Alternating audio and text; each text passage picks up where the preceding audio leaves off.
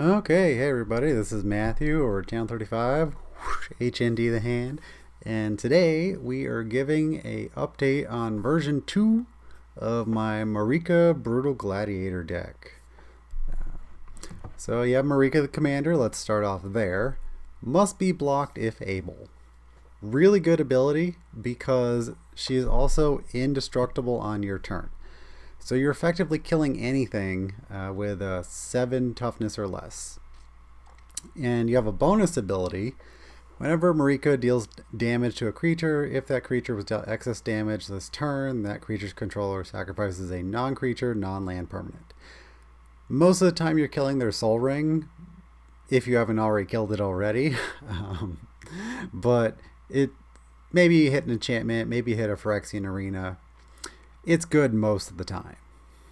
It is always a threat. And even if that part doesn't work out for you, they have to kill it on their turn. So that is a tax on their turn. Alright, let's start at the bottom here. You got Mana Crypt for very obvious reasons of ramp. You got birds. Black Sun's Twilight is kind of a maybe card. It's okay. It realistically costs 6. Maybe you're occasionally killing a birds for 2, or some other mana dork. It's a little questionable to be honest, but I haven't even gotten in play yet, so it's still in the deck for now. Delighted Halfling, Ignoble Hierarch. Imperial Seal is here because this is a very big thinking deck.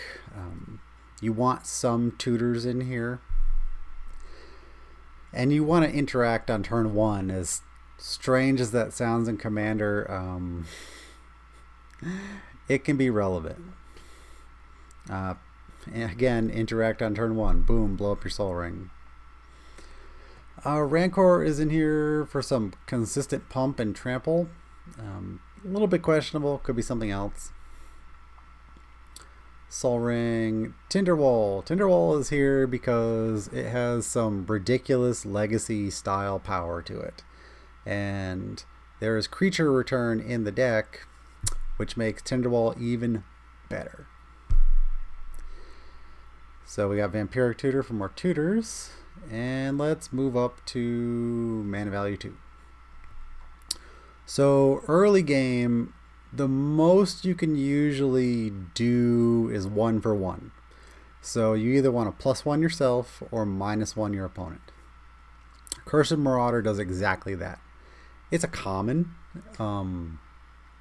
which is a bit shocking, but it was printed in a Modern Masters set, so it's a really powerful common. This ability has been sitting at 3 mana for decades, and that's always been too slow.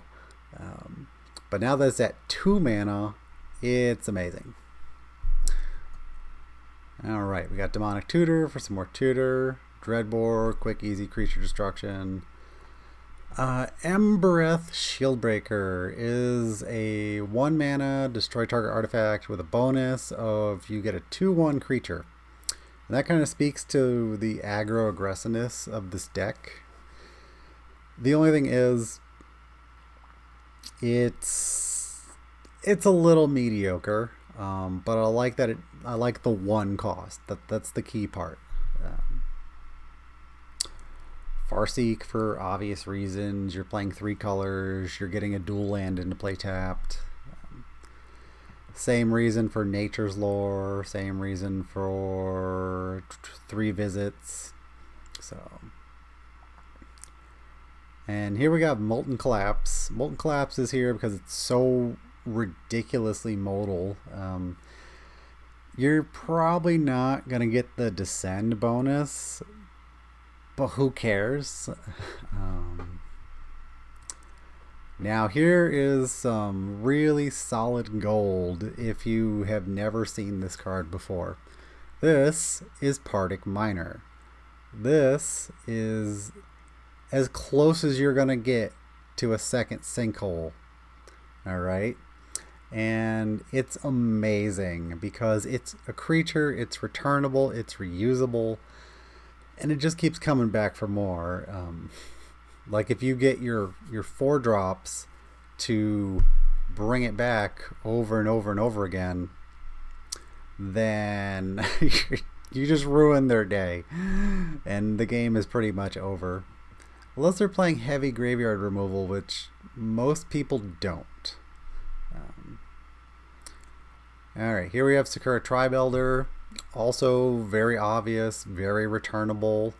It's in the 2-drop section of returnable creatures, which there are many. And it's a +1 for yourself. Very, very good.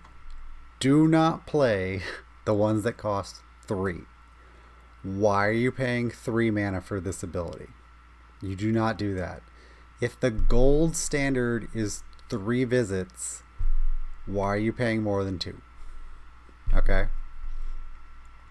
Sinkhole. Sinkhole, because it costs 2, it blows up a land. It is the fastest possible land destruction you can play that doesn't negatively impact you. Like, I'm not playing Raise. That's not happening.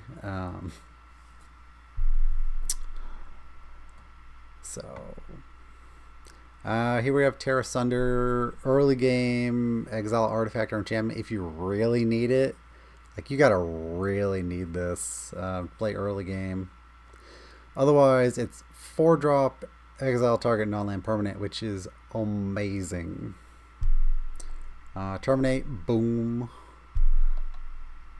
Now, just looking through the pile here, you have 1, 2, 3, 4 easily returnable creatures that directly interact off of 2 of your 4-drops, which is very, very, very possible. And if they don't interact, who cares? They did their job. You have other things to play. And just going back to the 1-drops for a minute, Tinderwall is your 1-drop interaction. But the interactive 4-drops don't stop there. You also have Wildfire Devils, which we will get back to. At 3 mana, Beast Within, boom. Bones Sabers really cost 6. It's a little questionable, honestly. Is the +4 worth it? Maybe. Time will tell. Time will tell. I'd rather it cost 5, but time will tell. Glissa's really, really, really dirty. It's getting through. It's drawing you a card, or else they're blocking and their creature's dying. Let's be real here. Ice Storm could probably change to a different land destruction spell. Probably Fulminator Mage. Just thinking about how the deck works. Still good though. Still kind of like perfect. You can play Stone Rain. You want to play Stone Rain. Indora Raptor, the perfect hybrid. Indora Raptor, perfect hybrid is kind of win more. But if you got like one of your 4-drops, they just attacked, and then here on turn 5, for some reason you don't have enough mana, maybe you're stuck at 4 mana or something, you can play Indora Raptor. It becomes a threat instantly with +4 counters on it. It has a good ability. There's very little downside here. The only real downside is it doesn't work on turn 3, obviously. Cost 3, doesn't work on turn 3. If I really wanted it to like jam and work on turn 3, I suppose the most it could get is a +3 from like a Mana Dork and this Shield Breaker for 2, but I don't know why I would do that. Outcaster Trailblazer is a crazy amazing 3-drop that if you don't want it as an attacker next turn, then you could just like leave it plotted, draw your card next turn, and proceed from there. which most of the time you're going to do that. It's ridiculous for the setup, though. Like, I get a 4-2 and I get to draw a card? Okay. Pernicious Deed is kind of the thinking part of this deck, where you're forcing your opponent to not have permanents, essentially. And you don't really care because the deck is set up in such a way that you're totally fine with blowing this most of the time. Pillage, very obvious modal land destruction. The other modal land destructions cost 4. They're not really worth playing because they cost 4. Plague Boiler, same idea. Force your opponent to interact with Plague Boiler or blow the board, period. And you probably don't care if you're blowing the board. So.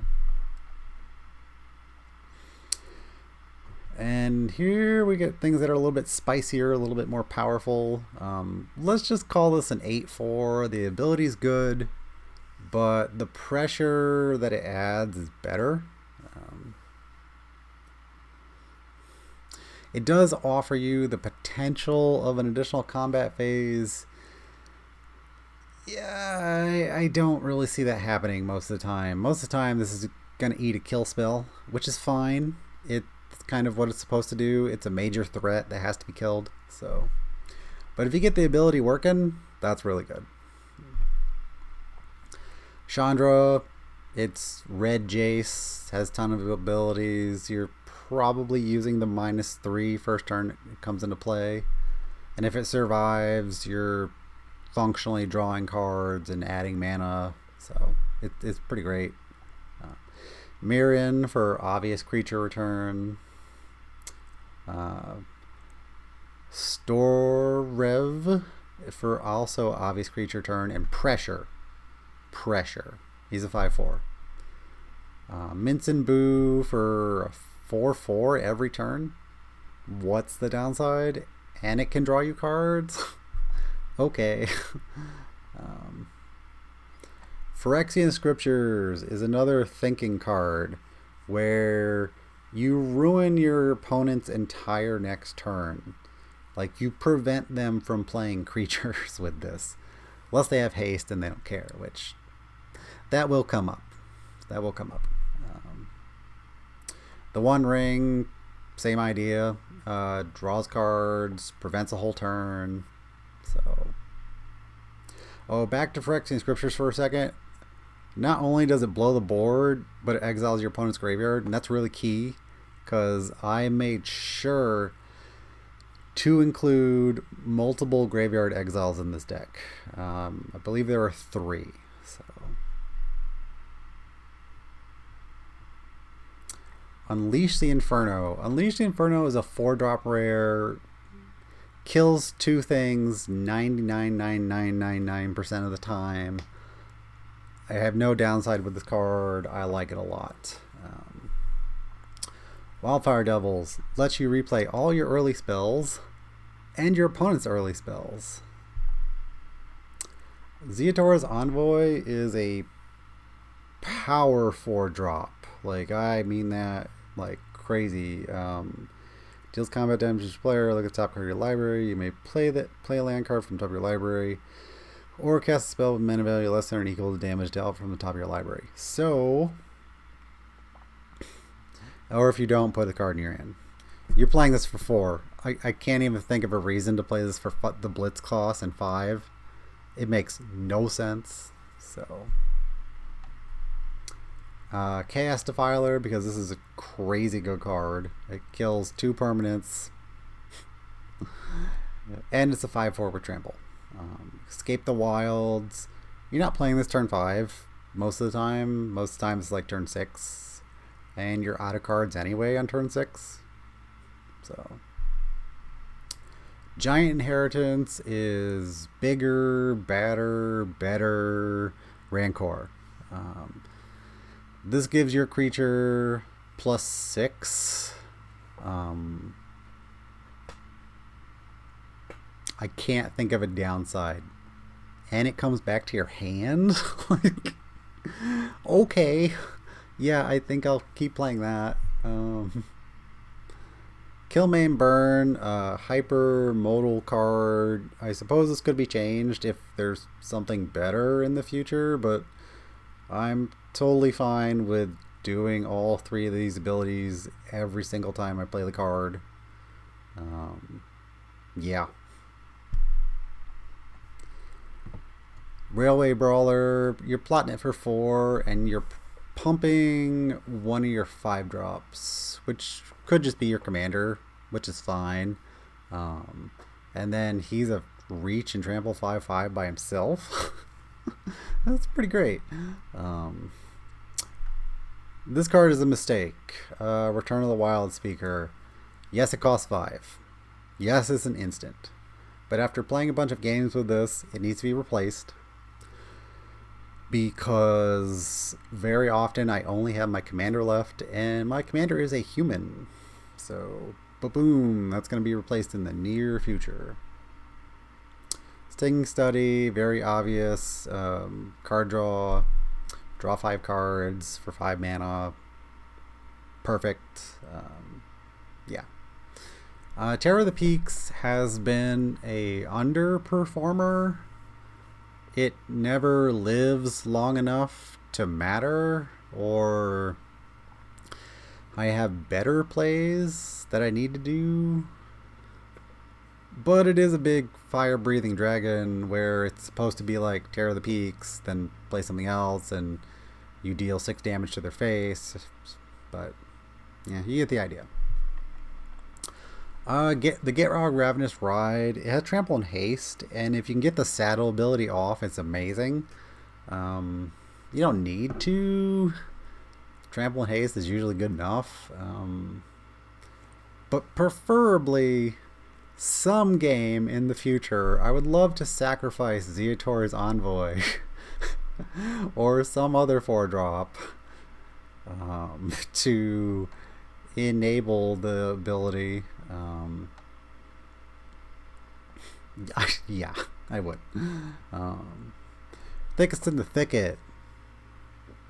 Big power up.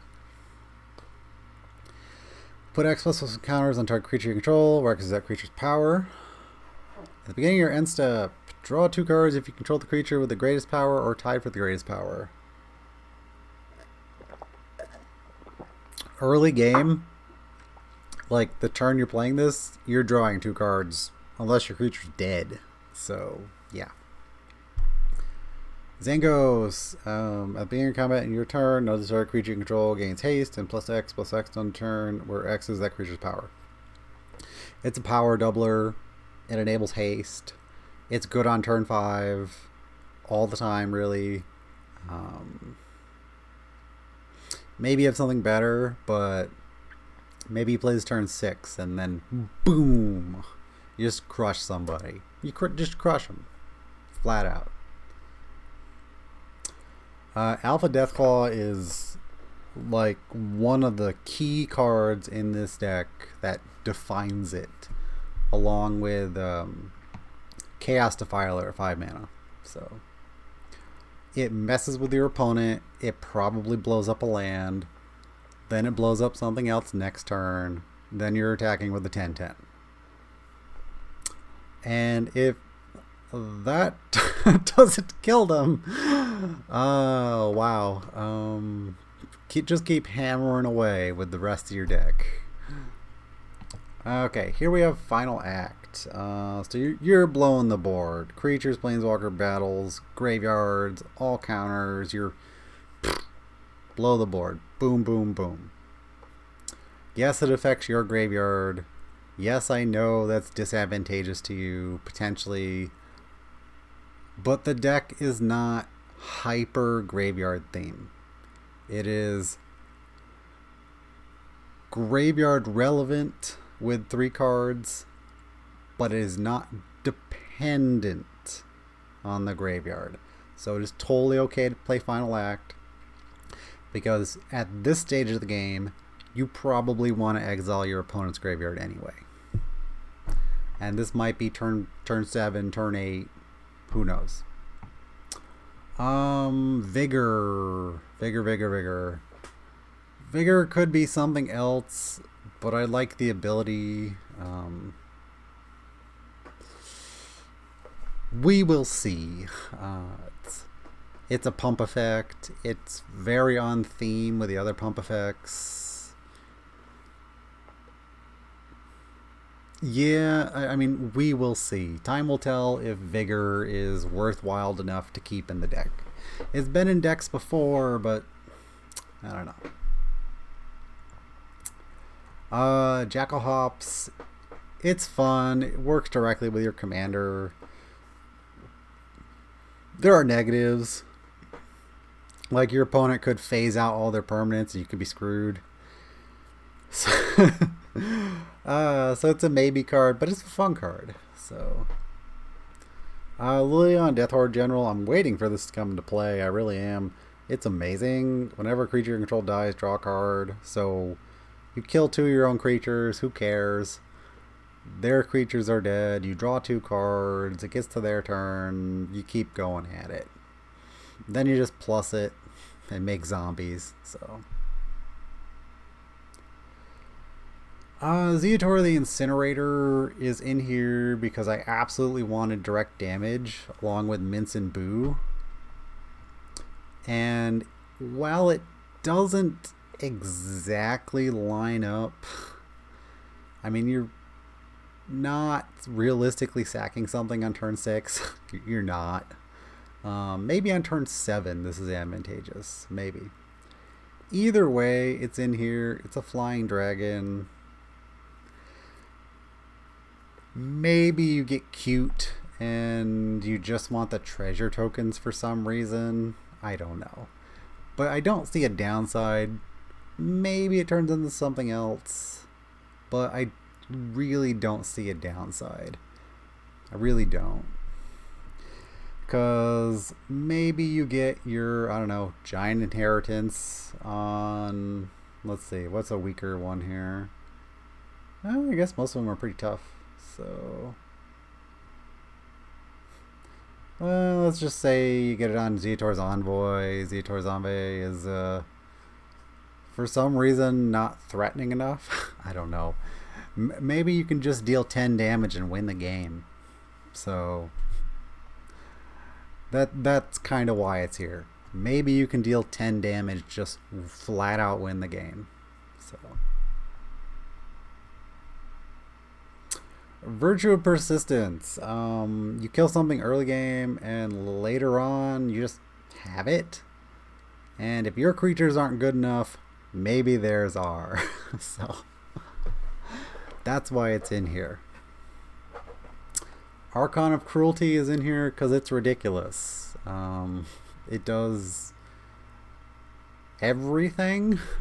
If this doesn't help you bounce back, I don't know what will. They nuke a creature, discard a card, they lose 3 life, you draw a card, and gain 3 life. And then you get to do it again when it attacks. It's okay. Land-wise, I'll let you look at the lands on your own time. I don't consider this like that over the top on needing an explanation. The lands are kind of self-explanatory. Lands will go in and out.